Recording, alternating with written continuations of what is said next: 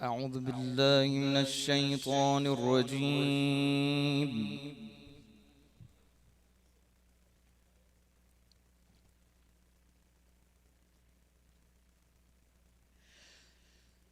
بسم الله الرحمن الرحيم.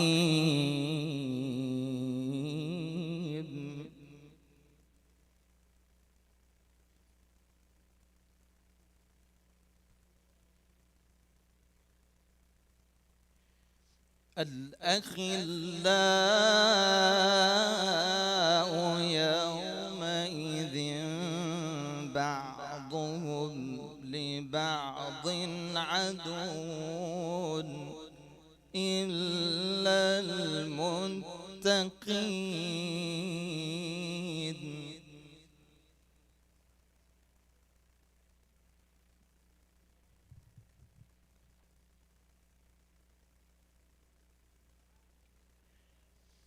الأخلاء يومئذ بعضهم لبعض عدو إلا المتقين.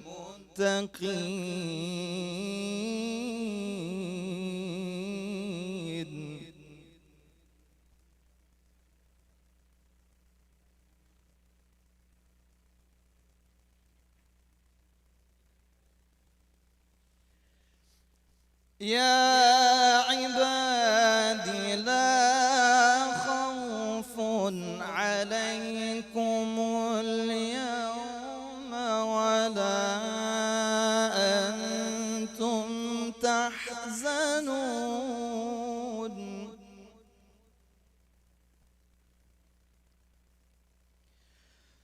الذين آمنوا بآياتنا وكانوا مسلمين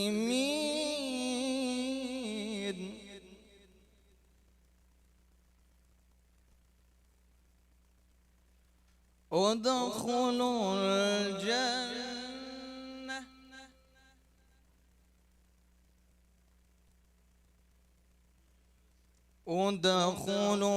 الجنة أنتم وأزواجكم تحبرون.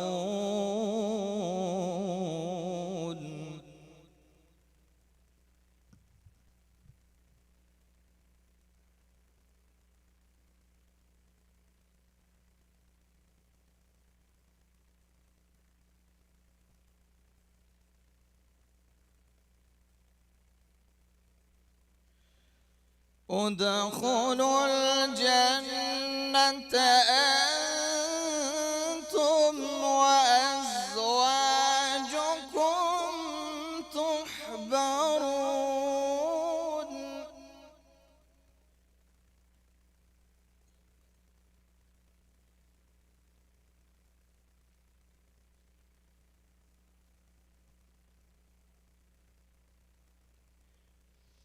يطاف عليهم بصحاف من ذهب وأكواب وفيها ما تشتهيه الأنفس وتلذ الأعين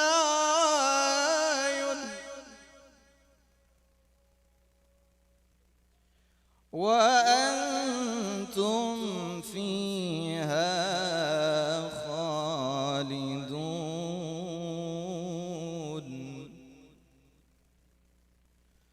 وأنتم فيها خالدون.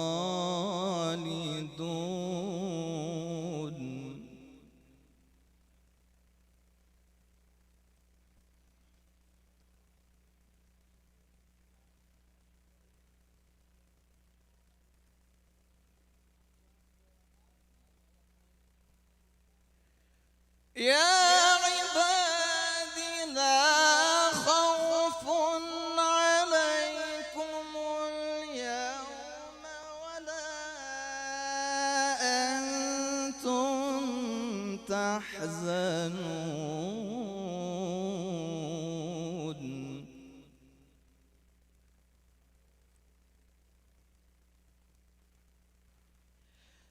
الذين آمنوا بآياتنا وكانوا مسلمين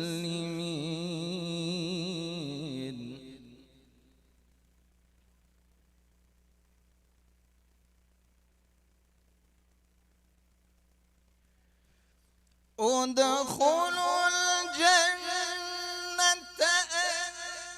أنتم وأزواجكم تحبرون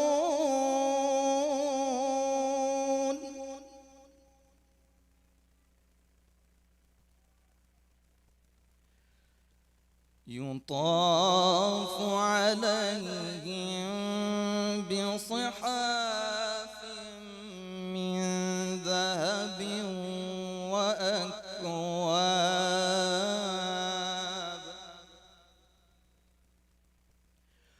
وفيها ما تشتهي الأنفس وتلذ الأعين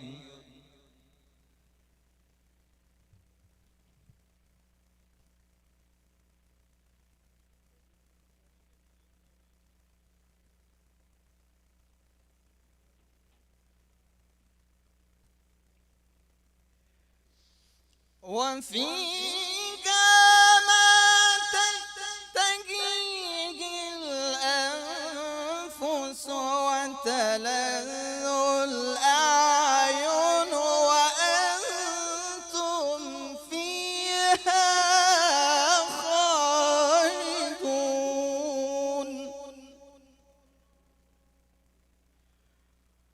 وتلك الجنة التي أورثتموها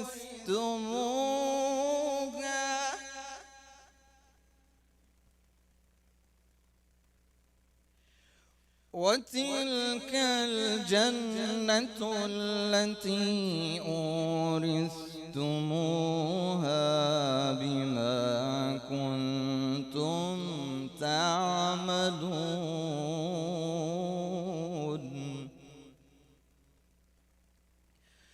لكم فيها فاكهة كثيرة منها تأكلون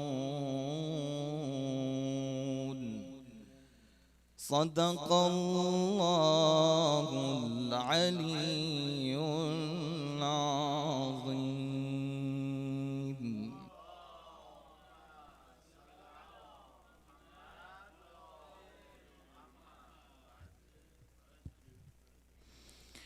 بسم الله الرحمن الرحیم. گفتم یا رب مرا براتی بفرست، طوفان زدم فلک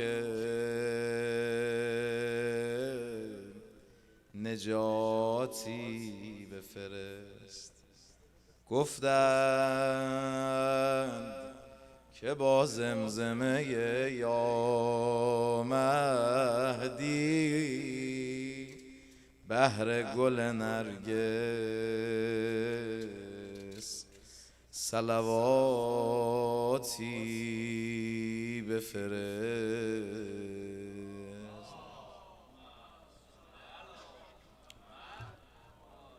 بسم الله الرحمن الرحیم. الحمد و الثناء لله رب العالمین. We talked in the previous nights about the conditions and description of the ending times, Akhir al-Zaman, and figuring out the comparing and contrasting the qualities or the descriptions of the time that we are living in, as comparing them to with the sayings of Ahlul Bayt alayhim as-salam. We talked about the important and holy relations in a society that shaitan attacks. We talked about the importance of brotherhood between the believers. We talked about the danger of loneliness and being left alone. And tonight we're going to talk about the importance of family. And I expect that this topic will inshallah be with us, or we'll cover this topic in the next few nights. We can't wrap it up all by tonight. Do you remember where we left off last night, those who were with us? I know many of you participated in the Hussein Day today, and you went downtown to express your love for Imam Hussein alayhi salam, which is something absolutely rewarded. Sometimes I think the only mission that we have in this country is to attend such processions, because that's our only way to connect with the general public in the United States. Usually our masjids, the doors are closed. Usually we do not have much as strangers or those who do not belong to our community step in.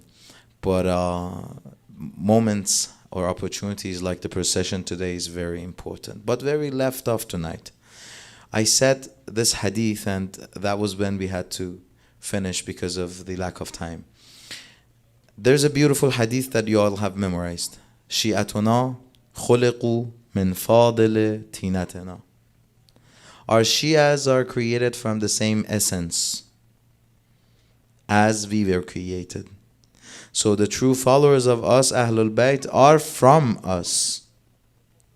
يحزنون بحزننا ويفرحون لفرحنا. They feel happiness when we are happy, and they feel grief and sorrow when we are sorrowful. And if you remember, I said that this relationship is very mutual. There was one story that I wanted to mention last night, but because we were out of time, it was left for tonight. And that is the story of one of the companions of Amir al-Mu'mineen alayhi salam. His name is Rumayla. Before I start, I'd like to ask everyone, those who can, those who do not have to sit on those seats, if you can come forward. You have to come forward anyway for the scene as any. So just with the recitation of salawat, come forward so I can see your beautiful faces closer. Allahumma salli ala. Thank you. Muhammad wa'ajjil farajam. So Rumayla, he says, one day I was having a severe fever. I had a severe fever. I was not feeling well. And it was a Friday. And it was during the time of the government of Amir al-Mu'mineen, because Amir al-Mu'mineen is leading the Friday prayer in the masjid of Kufa. He said, all right, I'm not feeling well. And all of a sudden I felt I'm getting a little bit better. And I said, you know what? I'm going to do the ghusl of Jum'ah, and I'm going to head to masjid of Kufa to just spend my time and pray behind Amir al-Mu'mineen, to just spend my time in masjid of Kufa and do the Salatul Jum'ah with Amir al-Mu'mineen. He said, I went there. I did all of it. I went there to Masjid al-Kufa. This is the hadith itself. Recite the salawat, please.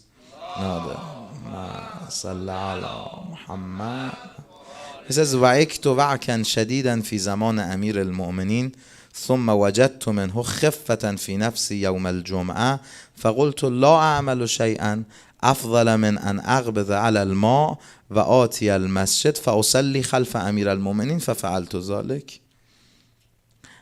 This was just the description of what I just said. And then he said, when I went to the masjid of Kufa, Imam alayhi salam was giving his sermon. And then again I started feeling bad. I started feeling bad again. And I stayed there. Even though I was not feeling well, I tried, I struggled, I stayed till the end of the salat. And then as Amir al-Mu'mineen alayhi salam is walking out, I went close to him. He stopped on his way, looked at me. He said, Rumayla, are you feeling well? And then he said, not really. Ya Amir al-Mu'mineen, I'm not really feeling well. And then Amir al-Mu'minin described to him how he exactly felt. He said, you were having fever at home. All of a sudden you felt a little bit better. Then you decided to do the ghusl, and then you came to the masjid. And then while I was giving my sermon, you started feeling bad again. And he said, Ya Amir al-Mu'minin, you are absolutely right. You described it completely and accurately, exactly what I was going through. Then Imam alayhi salam told him, this is the part I want to talk about. He said, Ya Rumayla, if we all shed tears for this, no one can tell us why. He says, Ya Rumayla, ma min mu'minin, wala mu'minatin, yamradhu maradan illa maradna limaradhih. There is no believer that goes through any sort of illness or sickness unless we feel sick with him. We feel his pain.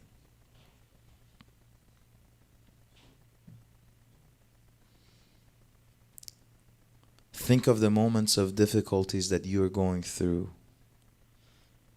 Your imam is feeling it as well. وَلَا يَحْزُنُ حَزَنًا إِلَّا حَزَّنَّا لِحُزْنِهِ. And there is no sorrow that he faces except we feel sorrowful. So there's a mutual connection. In the times of the month of Muharram, you come to the masjid, you wear black to express your love and mourning for Imam Hussein alayhi salam. If you're going through difficult times, they feel you. They help us. وَلَا دَعَى إِلَّا أَمَّنَّا عَلَى دُعَائِهِ. And he never recites a prayer, a true mu'min. That's the privilege of iman. That's the privilege of faith. Welcome to the exclusive club of mu'mineen. And he never prays a dua except we say Ameen to his dua. And if he's silent and he's not making any dua, we pray for him. وَلَا يَسْكُتُ إِلَّا دَعَوْنَا لَهُ. This is what Amir al-Mu'minin said to Rumayla. I was feeling it, man. Every single moment that you were going through this, I was feeling it. Isn't this Islam beautiful?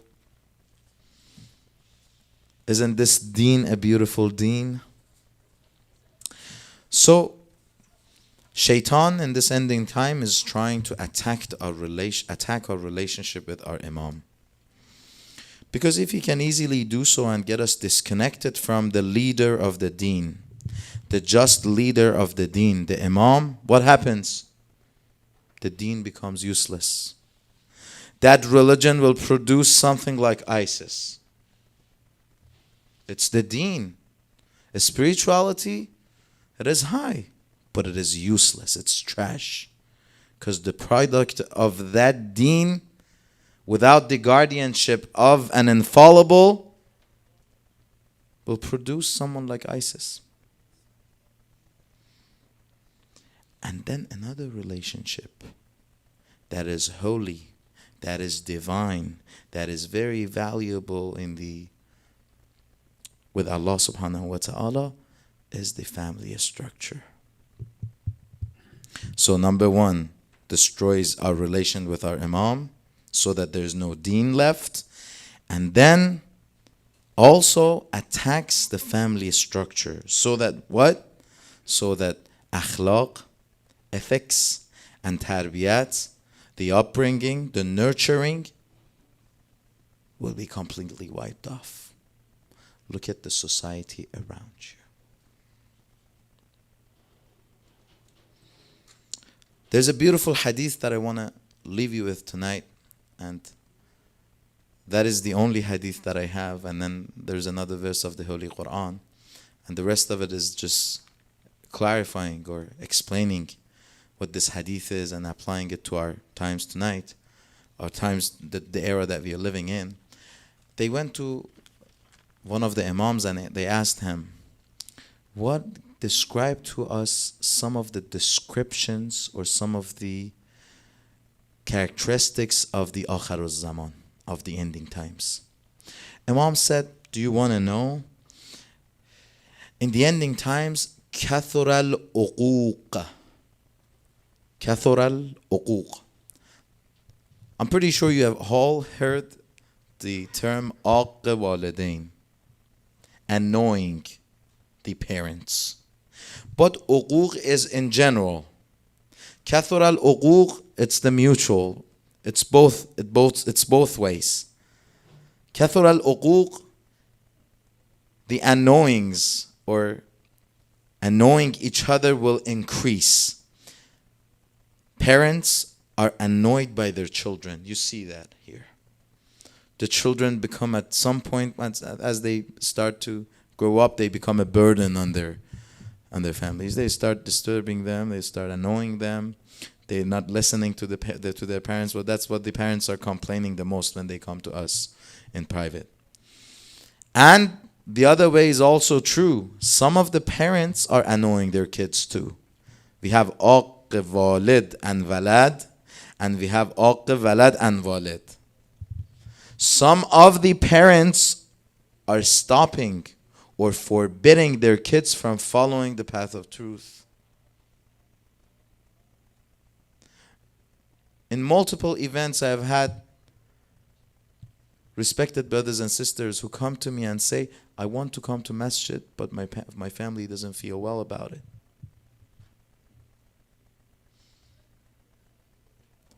Few weeks ago, a sister back in Iran called me and she said, Allah, I'm so worried about my son. I was like, what is going on with him? I thought that maybe he had failed his classes at a school or he has done something wrong. She said, no, he has decided to go to Hausa. And I'm feeling really bad. Can you talk to him and discourage him from going to Hausa? I was like, why? Just tell me why. She said, I don't want him to be a Hausa student. I just don't want him. I just don't feel good about it. I was like, it's not classy. Okay. So we have aq walidain and aq walad. Two of them. And both are important. Both are very important. There was a sister in one of the centers. She came to me and said, Ajah, I want to wear hijab. But do you know what is my biggest obstacle? It's my mom. She discourages me. She said, I will never ever be satisfied with you if you want to wear hijab. Kathurat talaq. There will be an increase in the number and rate of divorce in the ending times. Is it sounding familiar to you? إِذَا قَطَعُوا الْأَرْحَامِ, the family relationships will become completely disconnected. There's a brother who has no news from his own biological brother for years and years. A sister who has no idea where her parents are living. A mother who has no news of her children. Nieces and nephews. Siblings. Cousins. Completely disconnected. No family. إِذَا قَطَعُوا الْأَرْحَامِ.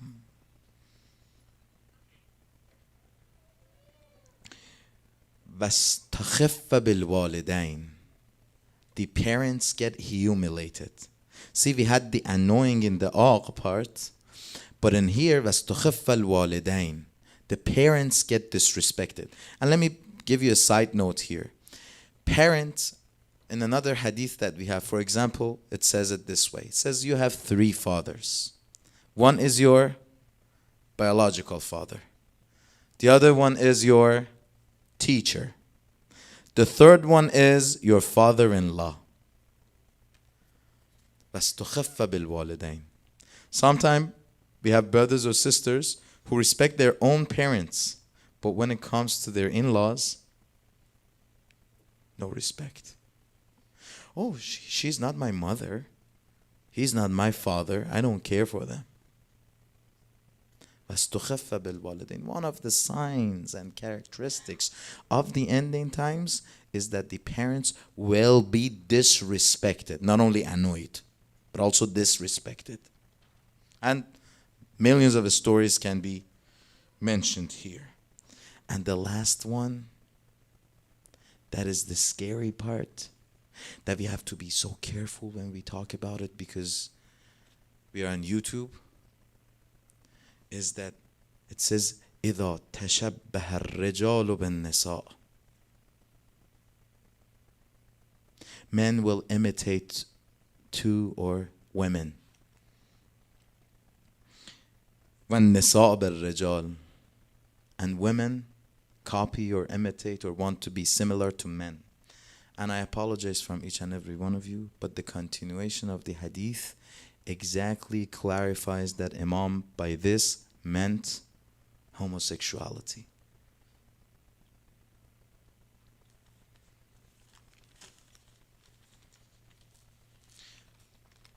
Destroying the family structure is the aim of shaitan in the ending times.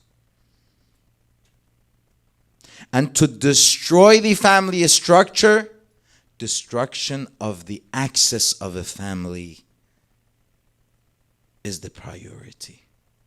What is or who is the axis of a family? You tell me. The mother.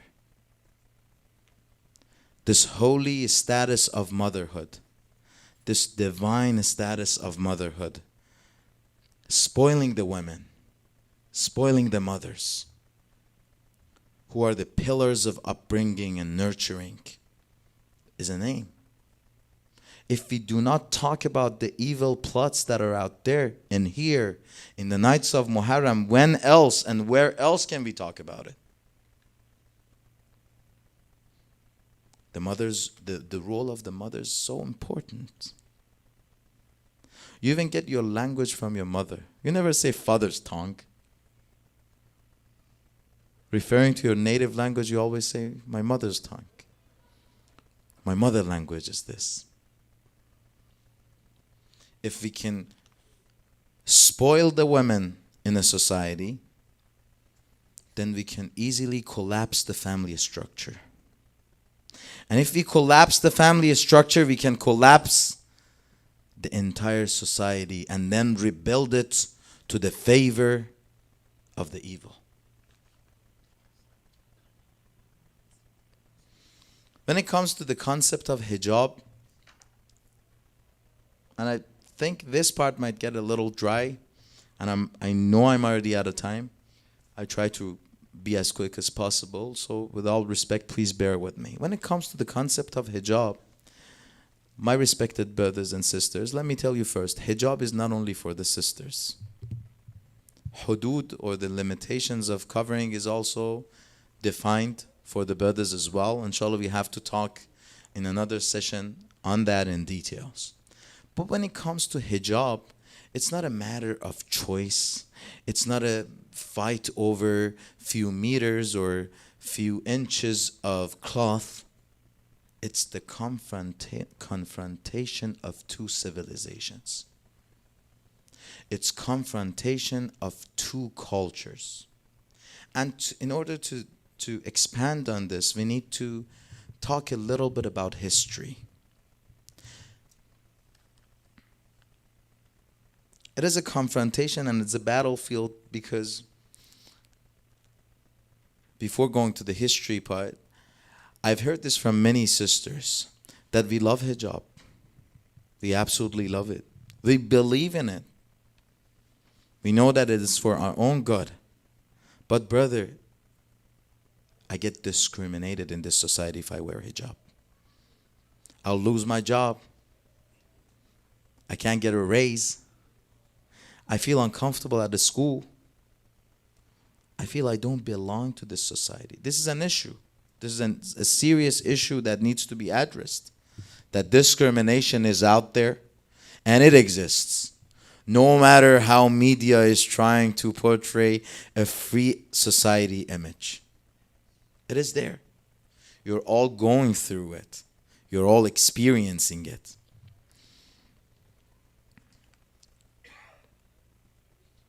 What happened in the Renaissance era was that there was a change in the perspective of those who were the rulers, and then that got down to the people. And that was, now we need to make God and obeying God an option. Religion is an option. It is an option next to other things. Let's put Allah subhanahu wa ta'ala, let's put God aside. Spirituality, let's put it aside. And it wasn't that only. It was rather putting aside our divine self. That part of our fitrah that convinced us that we are slaves and servants of a God. Put that aside. You are your own Lord. Everything in this society needs to be centered around your satisfaction and your pleasure. Who are you? Someone that Allah subhanahu wa ta'ala has said nafakhtu min ruhi about you, that Allah's spirit is something that you are part of?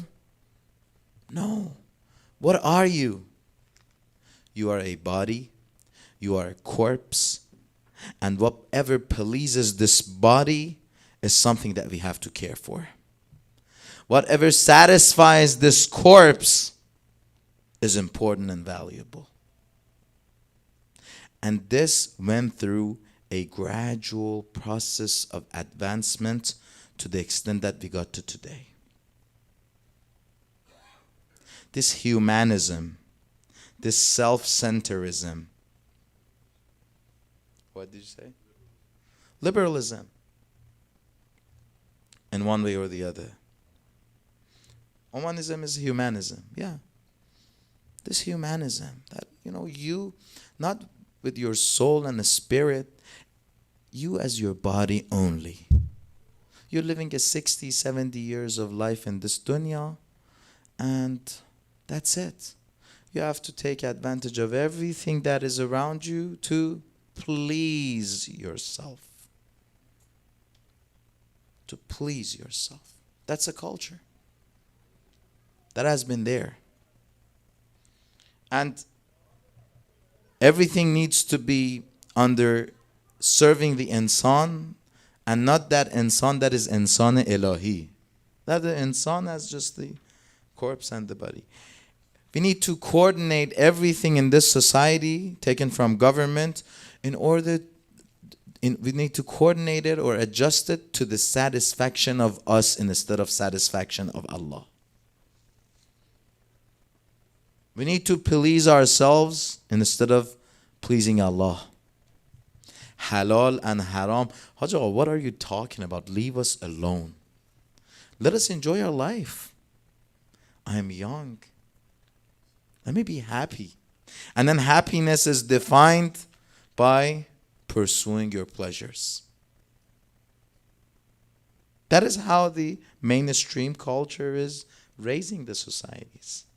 And guess what? When the family structure is destroyed, what happens? The kids get separated from their parents. They come to the streets.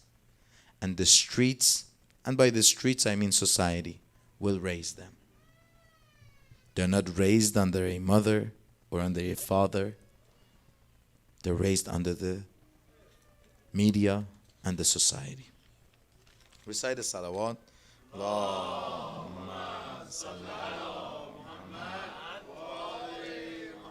And this humanism is not only an idea, but rather a philosophy and a lifestyle and a principle that has changed everything.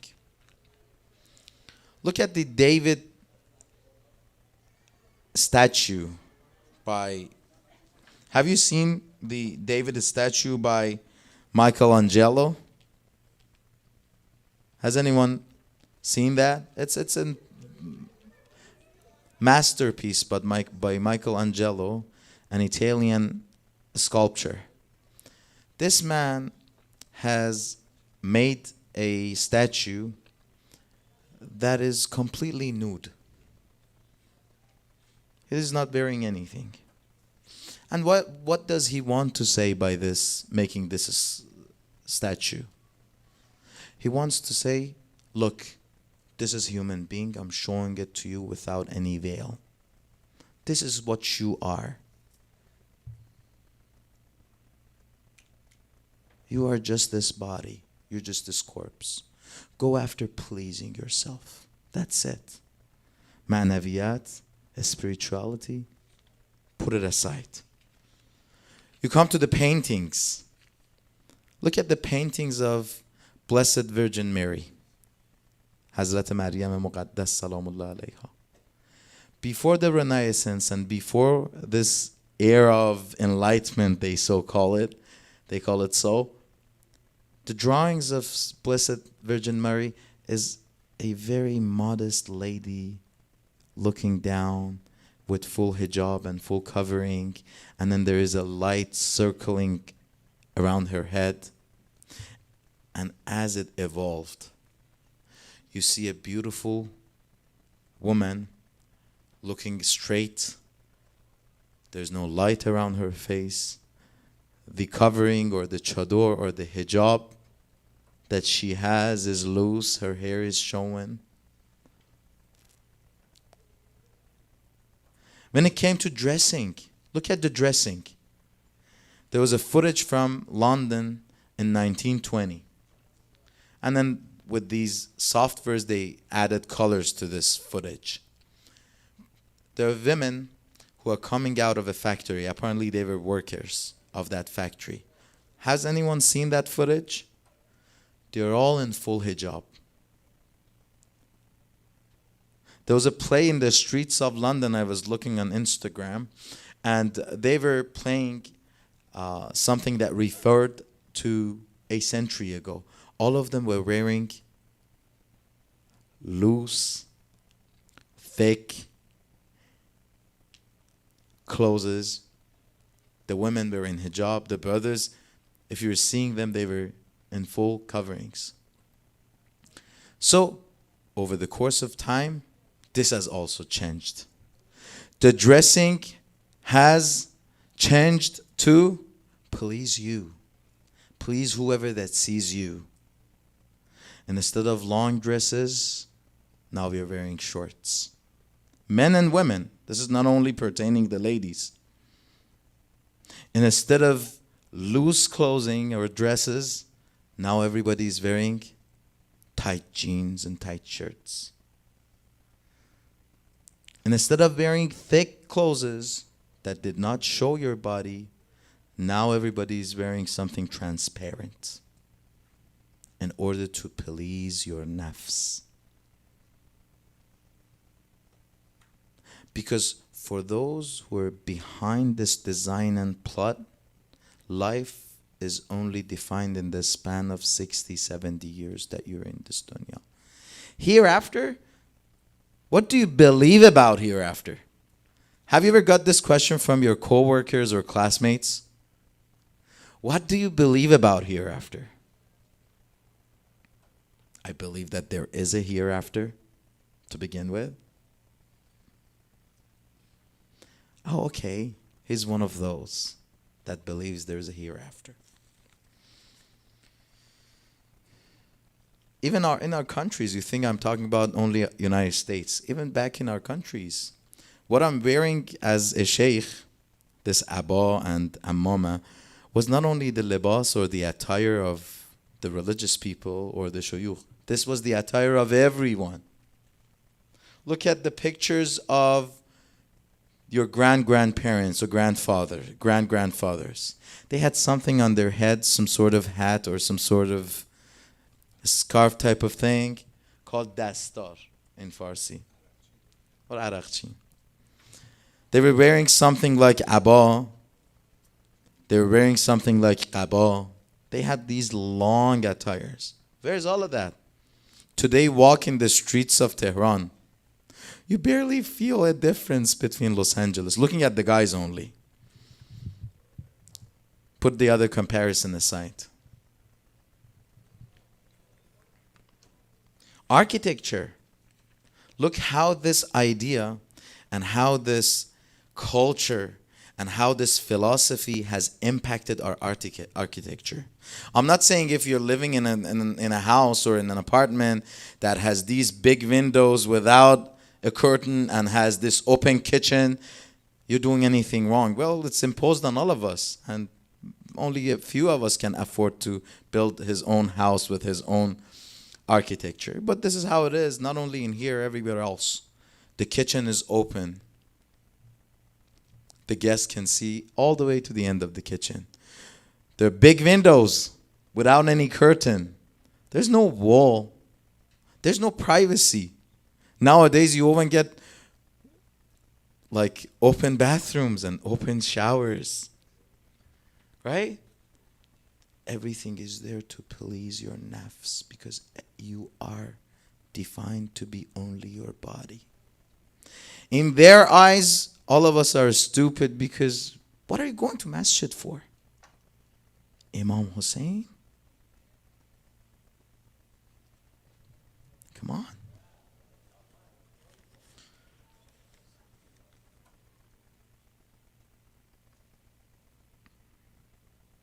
Therefore, nudity and the fight over hijab,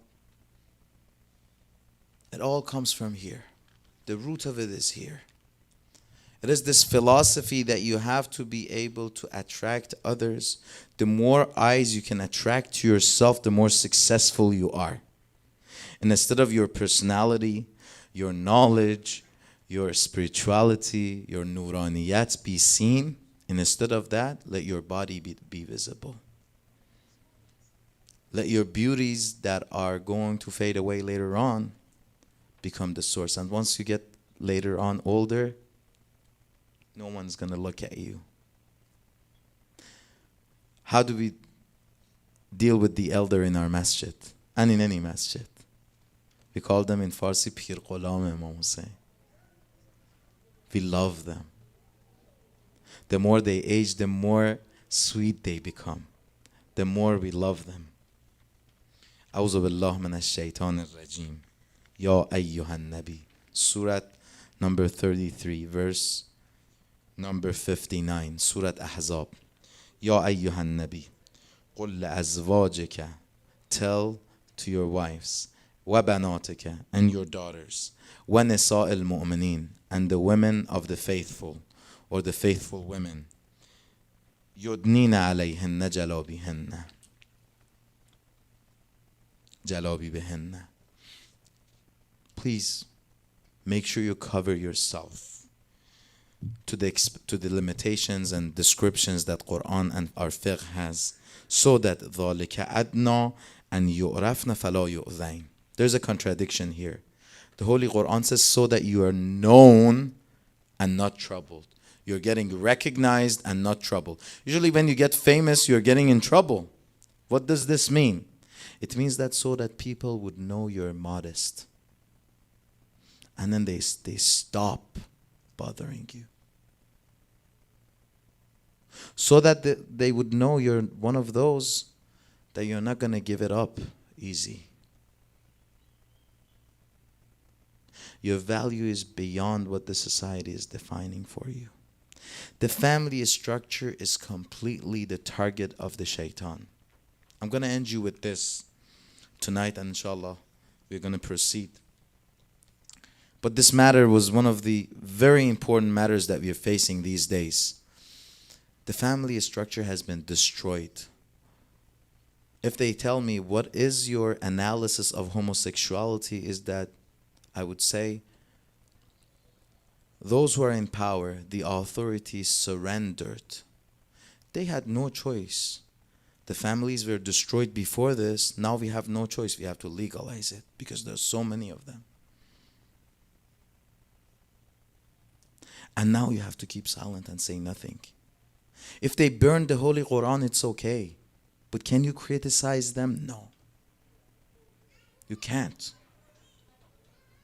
Then they make you stay scared in a fear-mongering environment. Family structure is attacked. How many, put that aside, another feasible example that we all see. How many single parent families do we have here? And by single parent, we do not mean those mothers who were in a marriage and got divorced. We're talking about children who were born outside of a marriage. They don't even know who their father is. There's an institution of United Nations. It's called IFS, Institute for Family Studies. There's an institute called IFS. They did a study. In France, 67% of the kids were born to single parents. More than half of the kids or half of the newborn did not have both parents. And look at the studies, just Google it. The effects of being born to a phenomenon like this. They're going to have lower school achievements, issues later on with graduation, so on and so forth. It's all available online. The family structure. Therefore, we have to thank Allah subhanahu wa ta'ala for giving us good families, brothers and sisters. This is a wealth that we have. This is a gem that we have. Alhamdulillah. And it's because of that good family that we are raised with the love of Imam Hussein alayhi salam. Tonight is the night of the oldest brother of Abdullah ibn Hassan, the older brother of Abdullah ibn Hassan, whose name was Qasim ibn al-Hassan. He was the son of Imam al-Mujtaba. At early ages, his father became shaheed. Who took care of him? Who took care of this orphan? Imam Hussein alayhi salam. It's been said that he was in the age of 13 when in Karbala. And then he wanted to go to battlefield so badly. On the night before Ashura, when Imam Hussein alayhi salam had everyone gathered under that tent, and that famous conversation that we always narrate on every night before Ashura went between Imam Hussein and his companions. The last person is Qasim ibn al-Hassan. He stands up. He says, Ya Abu Abdullah, Ya Sayyidi wa Ya Mawlai, what will happen to me tomorrow? Will I be one of those who will sacrifice their lives for you? And Imam asked him, Qasim, oh my dear Qasim, how is death in your eyes defined to me? Do you know what did he say? He came up with a beautiful answer by which he proved that he is the grandson of Amir al-Mu'mineen. He said, Ya Mawlai, ahla min asal. If death is on your path, for me, Uncle Hussein, death is sweeter than honey. On the day after, on the day of Ashura, he came to seek permission to hit on the battlefield. Imam Hussein was not easily giving him a permission to go. It's been said that he gets down and starts kissing the hand of Imam Hussein alayhi salam.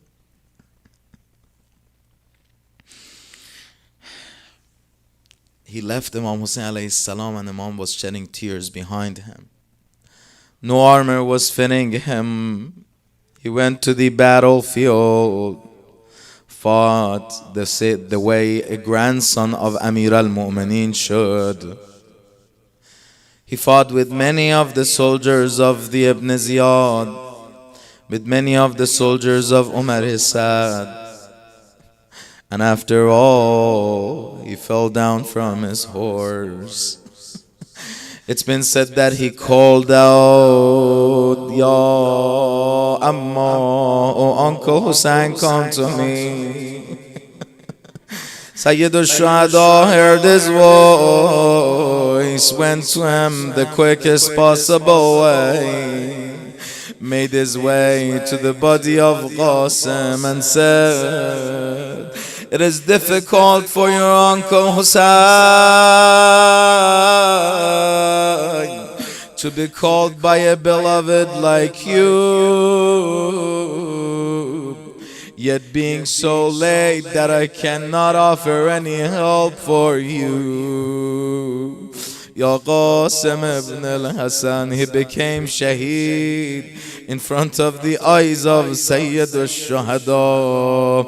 As-salamu alayka ya Aba Abdullah. As-salamu alayka ya Hasan ibn Ali. أيها المجتبى يا ابن رسول الله. نه فقط زر داده به گدا عزتی از سکه فراتر داده تا خجالت نکشد کیسه ها را حسن از آن طرف در داده. به حسینش با صلح مرحمت کرده 72 لشگر داده. اوج بخشش اینجاست، پسرش را دم آخر به برادر داده. قاسمش رفت و حسین تازه میدید به او یک علی اکبر داده. حمید ابن مسلم میگه خرجم الینا غلام کان وجهه شقت و قمر، صورتش مثل ماه میمونه. رفت تا پر بکشد تا مگر جام بلا را سر نی سر بکشد. قاسم ابن الحسن یه لباس سفید بر تن داشت، شمشیر حمایل کرده بود. میگن شمشیر از قدش بلندتر بود، به زمین کشیده میشد. همین که سید الشهدا آقازاده امام مجتبی رو دید، اشک در چشمان مبارکش حلقه زد.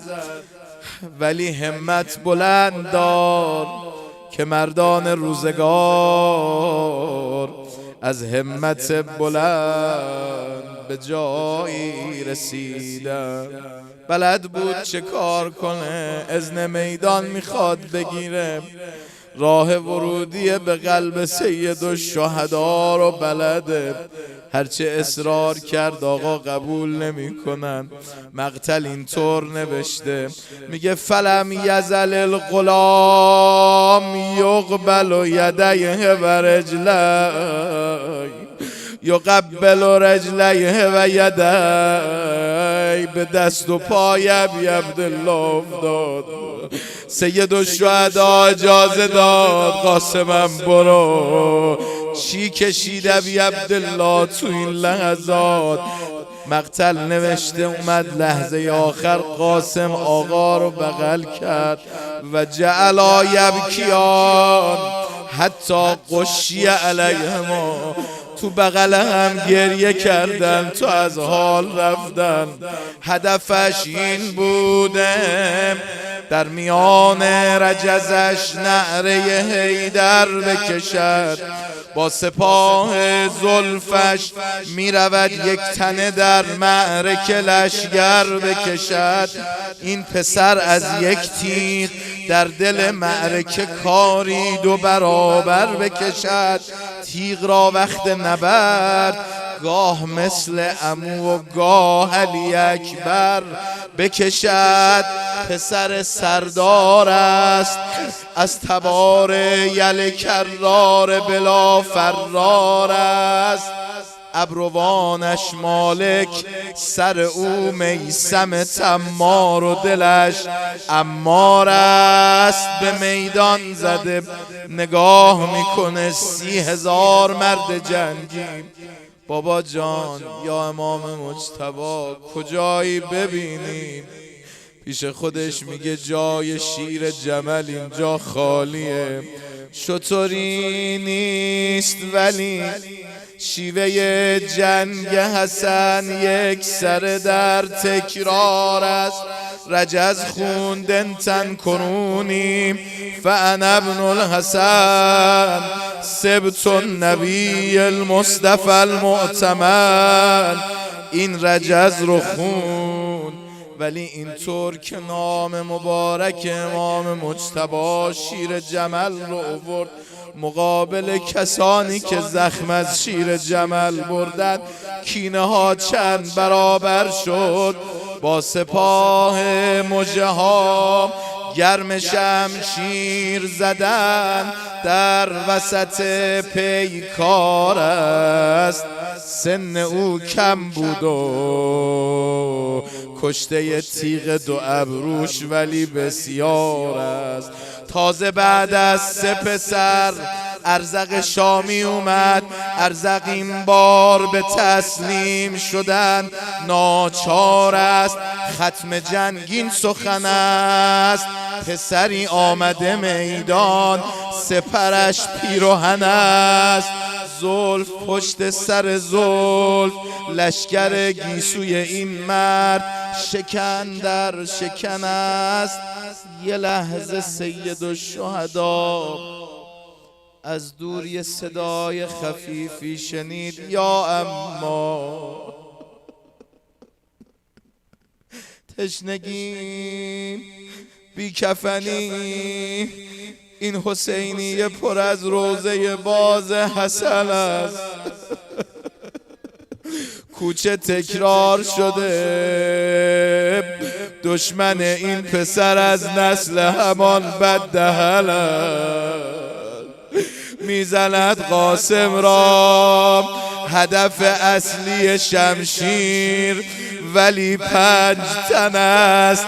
نوه امیر المؤمنین و حضرت زهرا، جان امام مجتبی و ابی عبدالله، نتیجه رسول الله. بگردید مقاتل رو، غیر اینجا کسی نمیبینه حضرت بگه بر من سخته. اومد گفت عز والله الا امک ان تدعوه فلا یجیبک او ان یجیبک فلا ینفعک. برا من سخته کسی منو صدا کنه نتونم جواب بدم، یا جوابش بدم و نفعی نداشته باشه. نیزه ها میگفتن بشه تابید زمین خورده، وقت زدن است. نعلها نیزه شوید، نعلها نیزه شوید، وقت برخاستن و تاختن و دوختن است. بمیرم برای ابی عبدالله. روزه امشب همین جمله میگه قاسم رو داره به میدان میبره و رجلاه تخطان علل ارض. قد قاسم کوتاه بوده، چی شده؟ مقتل میگه ابی عبدالله که داره قاسم رو به سمت خیمه ها میبره، پاهای قاسم روی خاکا کشیده میشد. ایشالله این باشه که کمر سید الشهدا از این داغ خم شده. ایشالله چیز دیگه نباشه. صلی الله علیک. هر کجا میبینم این از زبان سید الشهدا، هر کجا میبینم حسن است و حسن است و حسن است. به حق امام مجتبی فرج امام زمان ما نزدیک بفرما. ماه از آمد از راه با پرچم سرخ یا سار الله. ما با همین پرچم روز محشر دور تو میگردیم انشاءالله. ما با همین پرچم روز محشر دور تو میگردیم انشاءالله. ای سالار همه شهیدان روحی لکل فدا حسین جان. ای سالار